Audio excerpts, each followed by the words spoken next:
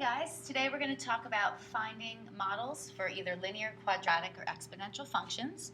So before you get started, make sure you have your note packet, something to write with, and you're going to also want to make sure you have your graphing calculator. So if you need to, pause the video, get what you need, and then come back when you're ready.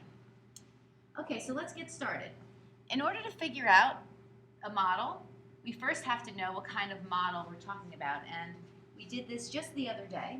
So in our first example, we first have to determine the type of model.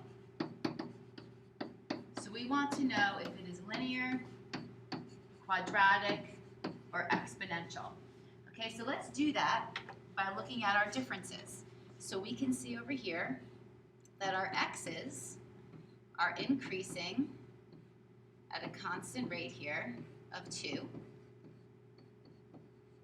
And our y's are increasing also at a constant rate,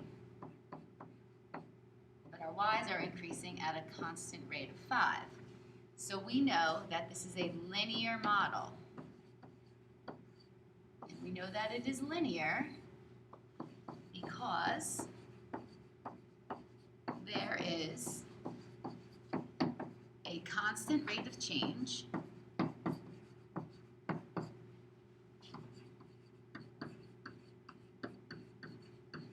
of 5/2.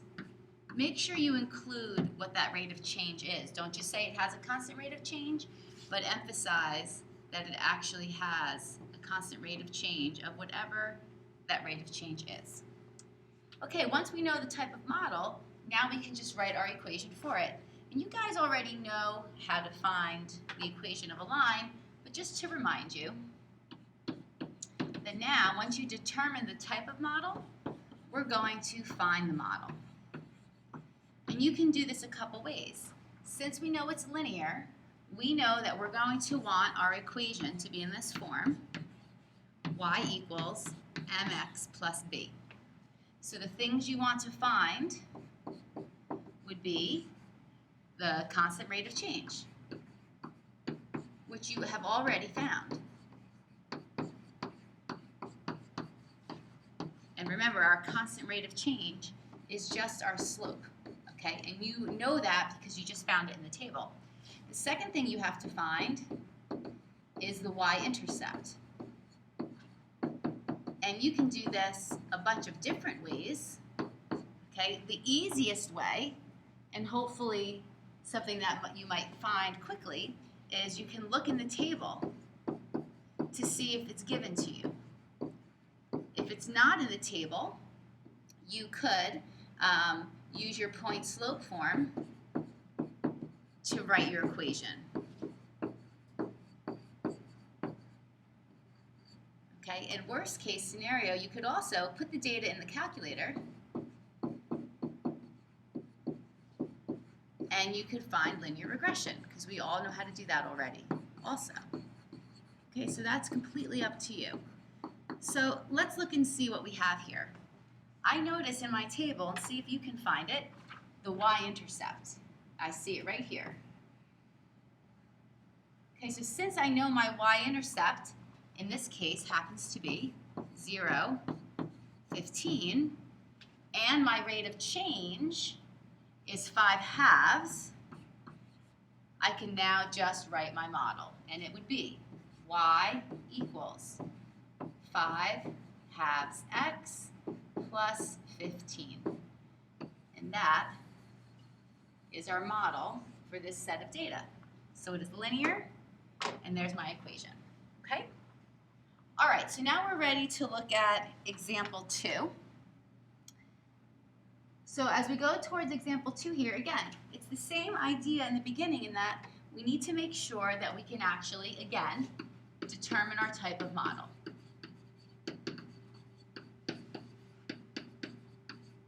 And we're going to do this, again, just like we did in example 1. Let's look at our differences. So again, if we notice here that on the x side, again, we are increasing at a constant rate here, so that's a good start. And if we look at our y values here, now I notice that to get from 15 to negative 3, I have to subtract 18. To get from negative 3 to negative 5, I'm subtracting 2. And then to get from negative 5 to 9, well, now I'm adding 14. To get to the next group here, I'm adding 30. And then to get from 39 to 85, I have to add 46. Okay, so this doesn't look constant at all to me. But I'm going to try the second differences as we discussed yesterday. So now, if I look going from negative 18 to negative 2, I would add 16. To get from negative 2 to 14, I can add 16. To get from 14 to 30, add 16. From 30 to 46, I can also add 16. Okay, so this is going to tell me, or tell us, that our type of model is quadratic. Okay, and we know it's quadratic because the second differences are constant. Okay? All right, so when you're working, again, if your first set of differences isn't constant, you're going to want to try the second differences for the y. And again, we're going to be specific here. The second differences, and I should stick in here really, for y, okay, are constant. Now, once you determine the type of model, now, again, we're going to find our model. And for quadratics, we're going to want our model to be in this form. Y equals ax squared plus bx plus c. So you're going to have to find the values for a, for b, and for c. We're only going to use one method for this, and the method is going to be to use our calculator and find quadratic regression. Okay, we've done a lot of linear regression. We can do the same steps and find our quadratic regression. Okay, so as a reminder, I'm going to walk you through a little bit. Okay, so grab your calculator. I'm going to grab mine. And I'm going to make this window a little smaller, hopefully here, so that I can see not only the calculator but the data that I need. Okay, so let me make my window a little smaller here. Just bear with me. Let's see if it'll let me make it smaller. Oh, it's not going to let me do it right now. Okay, so we'll just skip to the side here. Okay, so the first thing that we might want to do is just go to our y equals, and we're going to want to make sure when we go to our y equals that everything is cleared out. And let me just, sorry about that here, hold on. Okay, it's in your y equals, oh my goodness, we're going to clear out any equations we have, and we'll also turn off our scatter plots. So arrow up onto the plot and hit enter to undarken that. If it's not darkened in, then you're good to go, no worries, okay?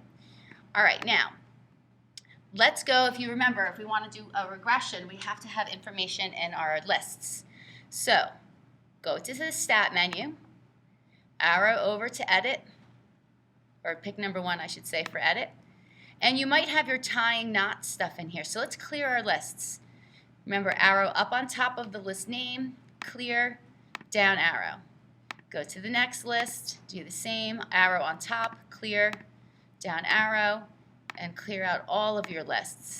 Okay, we're only going to be using 2 lists at a time for our regression. Oops, clear, down arrow. Okay, so in list 1, we want to put all of our x information. So we have -4, we have -2, we have 0, 2, 4, and 6. And then arrow over to the L2 for our y's. We've got 15. We have -3, -5, 9, 39, and 85. Double check to make sure that everything you have in here is typed in correctly. Okay, that looks good. All right, so we're ready for regression. So we are going to do stat. We're going to arrow over to calc. And instead of picking linear regression, we're going to go to the next one. We're going to pick number 5 for quadratic regression. Enter. Let's make sure it's set up properly. Again, you had your other stuff in here before. So X list should be list 1, looks good.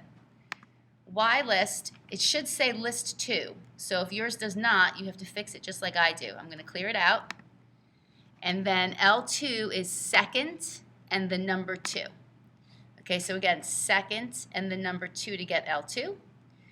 We don't actually have to store our equation right now because we're just going to want to get it. So I'll leave that blank for now, and we're just going to calculate. All right, so here we go. Here's all of our information that we need. We have our A, our B, and our C, and I'll explain what that R squared is. So let me just scoot over, and I'm going to write these things down in our notes here. Okay, so we know that A equals 2, B equals, I'll go back and look, C equals, let's see, go back one more time. B is 3, C is -5. And then we have this R squared equals 1. If you remember with linear equations, we had R. So this is R squared. This is called the determination coefficient. And the closer this is to 1, because it's R squared, you won't have any negatives, okay? The closer this is to 1, the better the model. So since it's R squared is 1, this means it's perfect, okay? And all we have to do now is take our A, B, and C and plug it in to our quadratic equation here, and that will be our model. So here we go. The model we found is y equals, our A is 2, so 2x squared. Our B is 3, so plus 3x. And our C is -5, so -5. Okay? And that is our quadratic model. Okay, so for quadratics, decide if it's quadratic by finding the second differences, and then use your graphing calculator to help you find your quadratic regression. Okay, almost done. So far we've done linear, we've looked at quadratic. Let's see if our next examples, if we find anything exponential. So let's go to the back of the page here. Take a look at example 3. And as we look here, okay, again, same thing. Let's determine the type of model first. Back to black here.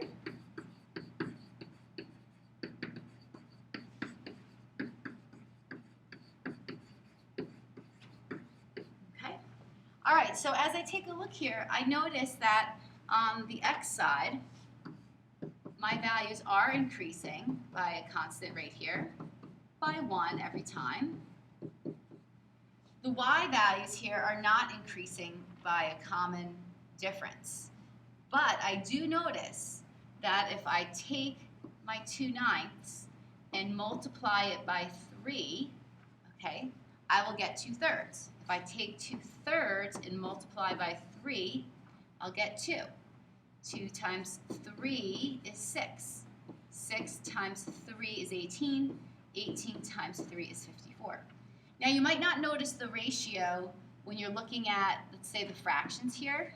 Okay, so worst case, you could just scoot down here by your integers and find the ratio there and see if it works up top. Okay, so I know that my model is going to be exponential. And it is exponential because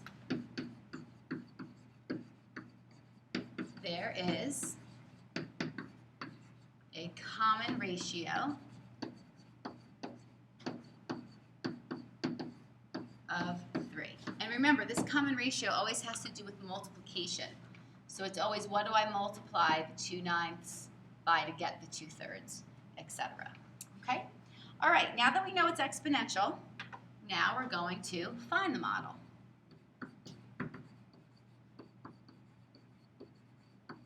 And for our exponentials, we're going to be looking at y equals a times b to the x.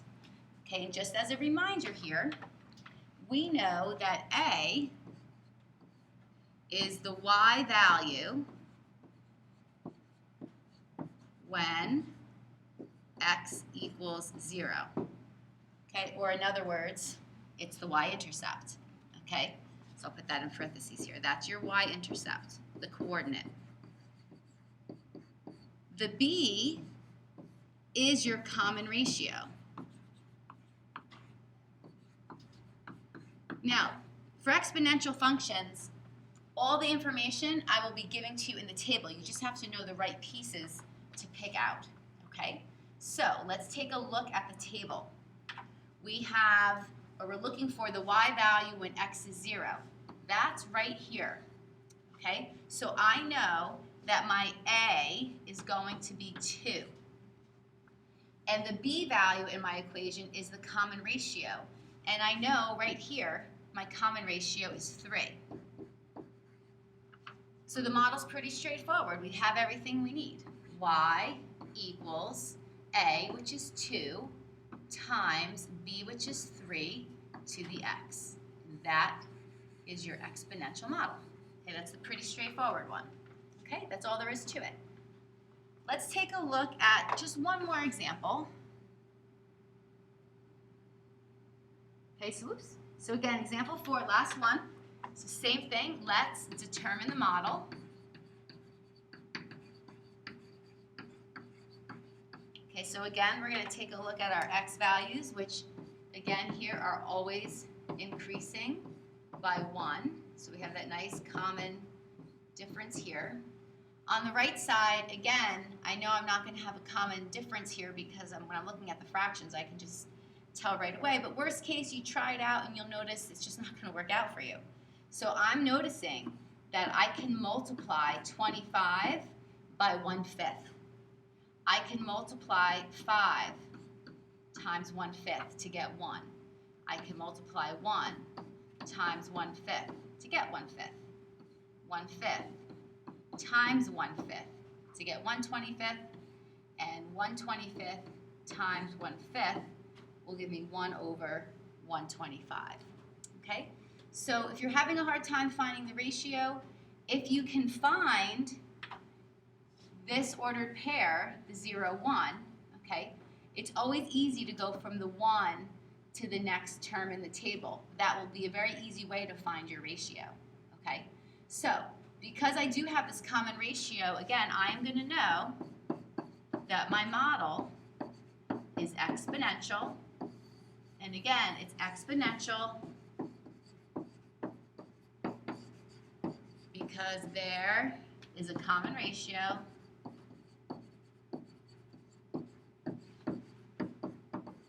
of 1/5. Okay, and again, you want to make sure that you include not only that there is a common ratio, but what that number is. And I actually just want to check to make sure we did that in the last problem. Let's just double check. And yep, we did. Okay, so come back here. So we know it's exponential because there's a common ratio of 1/5. And now let's find our model.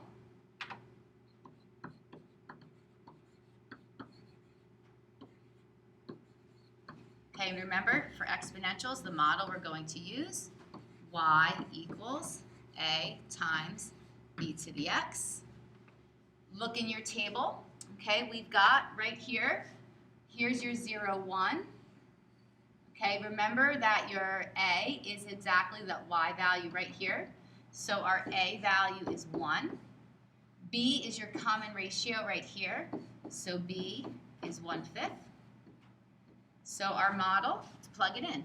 Y equals a, which is 1, times b, which is 1/5, to the x power. Okay?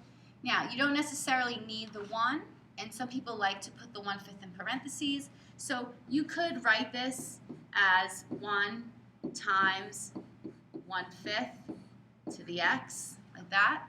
Or you can also write it just as y equals 1/5 to the x. You know, multiplying by the 1 out front is just emphasizing that a value, that's all. Okay, so it's really your choice. You can use any one of these 3 equations. Whatever you'd like is fine. And that's it. So now you know how to find your models for linear, quadratic, and exponential functions. All right, go grab your homework. See you guys tomorrow.